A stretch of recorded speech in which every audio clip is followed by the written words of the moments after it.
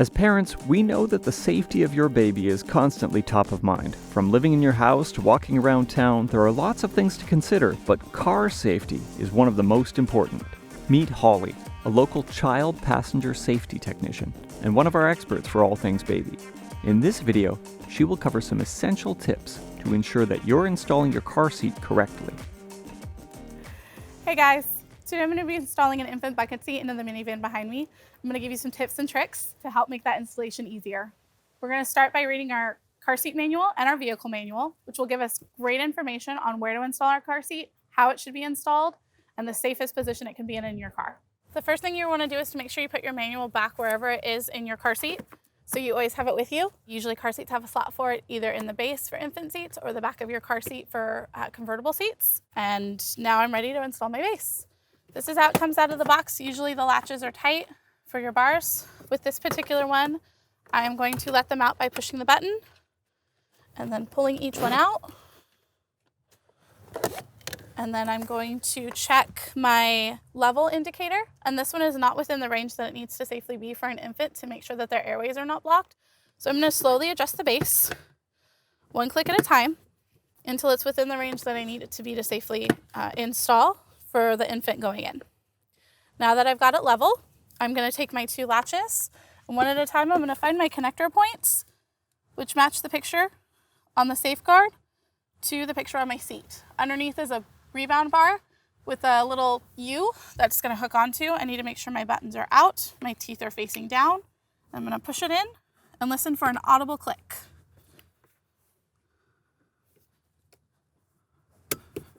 And I can give it a tug, it's not moving, so I know that it's securely installed. I'm going to do the same thing on the other side. If you have trouble finding them because you have a car that's deeper, you can use your hand and guide it in with your fingers and just follow the path. Now that both sides are in, I can pull on my base and I have no movement, so I'm going to start to tighten. For this particular seat, it uses a button system, so I'm going to push down on the button and take one strap on one side and start to feed the slack through, creating a loop at the top. I'm going to do it again on the other side, and I can push that excess slack through to the base where it's stored.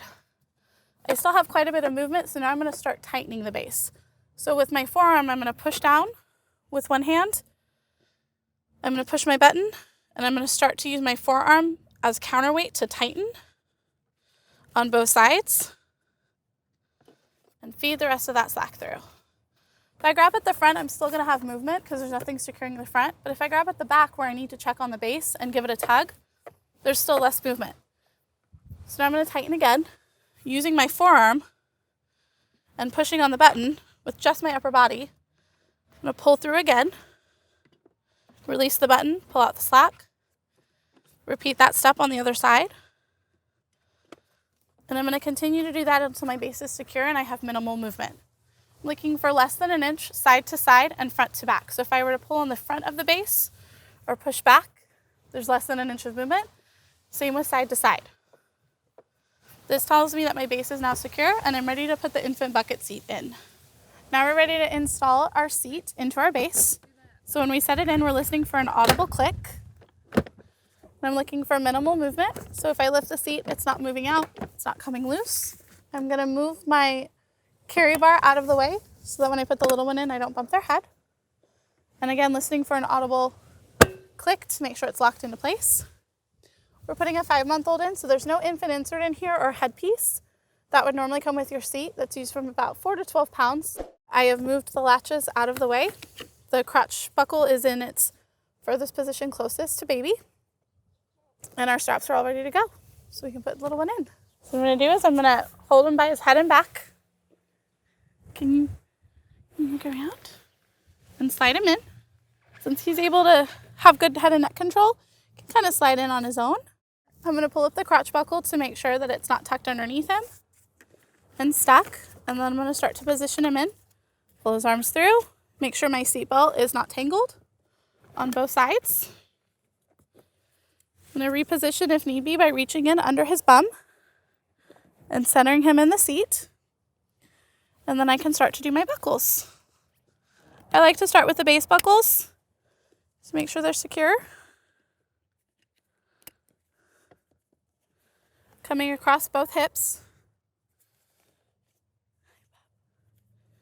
And then I'm going to buckle the top clip and make sure everything is laying flat. I know, I'm sorry. From here I can tighten. As I'm pulling the slack through the bottom, I'm also pulling the slack out from his hips and moving it up through the seatbelt so that there's minimal pressure put on baby. I've positioned my chest clip at armpit level, so I can draw a line from armpit to armpit and give him a tickle to make sure that it's in position. It's going across his chest, across the strongest bone in his body currently, which is his sternum.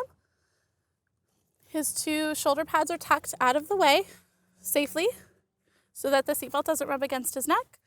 And if you can slide them down, you can see that the seatbelt comes down and around his shoulder and is tucked underneath. I know.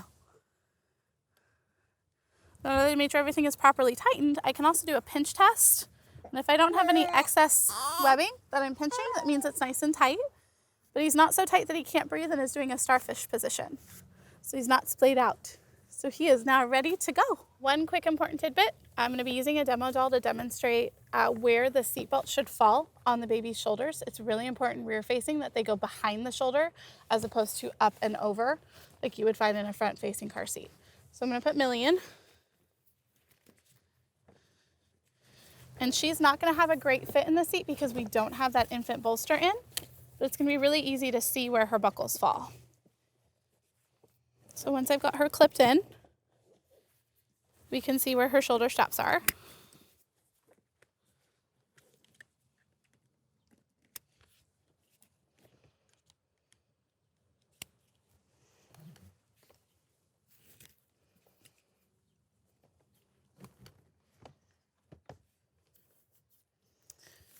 Right now her shoulder straps are up above her shoulder going out and up, and we're looking for them to go down and around the back of her shoulder to her shoulder blade. So what I can do to adjust that on this particular seat is to loosen, reach behind where the buckle path adjuster is, and slide it down until it clicks into place. And now I can see that her shoulder path, when I tighten, is behind and down on a downward slope as opposed to up and out on an upward slope. This is really important because this is securing the child safely so that they don't have the potential to slide out of it in an accident, and also making sure it's nice and tight, snug and secure. When you put baby in, you can check for height. If you feel like it's too high, pop them out, slide it down, check again. Once you have this set, it's usually good for at least a month or two, depending on how quickly baby grows in height. Weight's not necessarily affected by where the seatbelt buckle falls on the shoulders. For this particular seat, the adjustment for the rethread harness is on the back. So I can pinch it, slide it down, listen for that audible click to know it's in place. Now I can check height on my baby to make sure that the positioning is correct underneath the shoulder. And I can turn the seat around to show how it needs to be under the shoulder blade as opposed to going up and over if it were in a higher positioning. So this car seat does offer 2 ways to install without the base, both using the vehicle seat belt. The first way is going to be the US standard, which is pulling out the belt, going across and back. So I'm going to pull the seat belt out. This car seat is marked with carrier only belt routes, so you'll know these little clips hold the seat belt in place. Slides around, buckles in, audible click of the seatbelt, and bringing the slack back up. Right now our seatbelt's not locked yet, so I'm going to give it a good tug all the way out gently and slowly. And I'm listening for an audible click. When I pull on it, it no longer retracts, which means it's now in the locked position, so I can start to tighten my car seat. I'm going to start from the base of the seatbelt, bring all my excess slack around, across to my sliding latch, and bring it all the way back through, up and into the retractor. Once I've done this and it's tightened, I can give that base a tug, and I have less than an inch of movement on either side and front to back. We're looking for the same thing as we would if we were installing it with the base. Since our car seat does not have a level, there's a blue line usually, or some kind of line on a car seat that'll say it needs to be level at this point. For this one, it is a blue line. Carry only install should be level to ground. So because at this point it's not level, I can slightly adjust my car seat and make sure that my line is now level to the ground. Once baby's secure and buckled in, and our seat's buckled in without movement and at the appropriate angle, we're ready to go. Some car seats are now offering a European belt installation also, which is slightly different from the standard US installation of going across with your shoulder strap coming back to the back of the seat. So you would install it the same at the beginning. Goes across.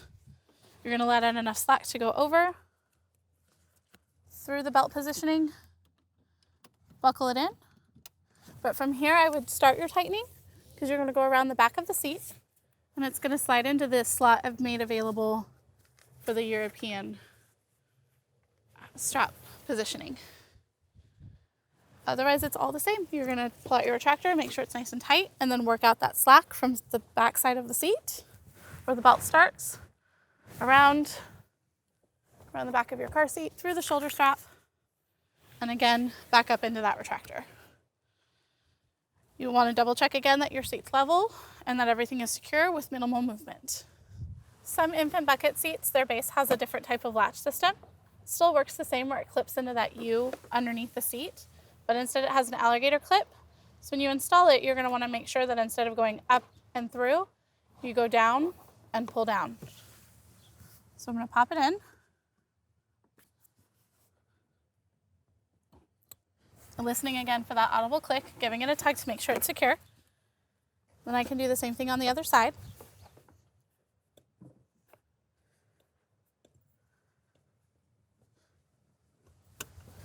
Again, listening for that audible click.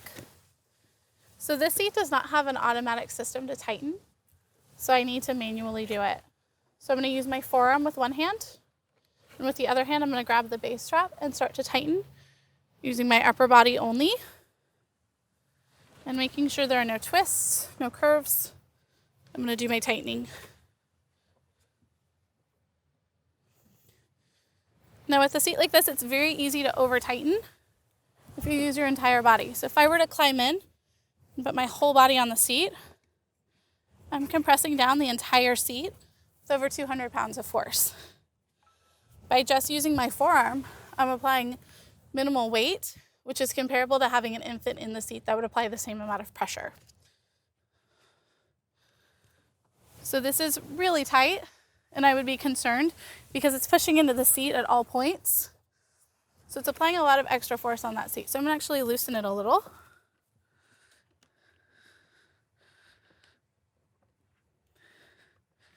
And make sure it's nice and secure now, and it's got less movement and less pressure against the seat. So if a seat's over tightened, I have over 200 pounds of pressure on the seat right now for a seat that's only weighted at 35 pounds. In an accident, it could fail. The plastic could give, the seat could give. The seats are designed to hold a specific weight, and when you apply too much pressure, it could fail, and it doesn't have the ability to move the way that it should move and is designed to move in an accident. Most car seats also come with an infant insert, and directions for how to use them and when to use them can be found in your manual. They'll either be in the front, in the positioning section for setting up your car seat, or in the back with additional information. It'll list the weight requirements for when to use it, usually a newborn between 4 and 12 pounds, and it'll also let you know when to take it out. So for this particular car seat, it's got the base here, which is a bolster to lift up their bottom to make sure that their airways are clear, and it also offers head and neck support until baby's able to control their own head and neck movement. This bottom piece can be removed up after 11 pounds when baby properly fits in the base of the car seat. And this top piece can be used as baby gets bigger, usually about the 4-month mark when their harness is ready to be moved up. We tested some of the top infant car seats on the market to help you pick the right one. Check out our best infant car seat review video to learn more and make the best product pick. What did you think of this video? Have any questions? Don't forget to like, comment, and subscribe. Check out the link in the description for the full review and many more like it. Check in with us anytime at yourbestdigs.com.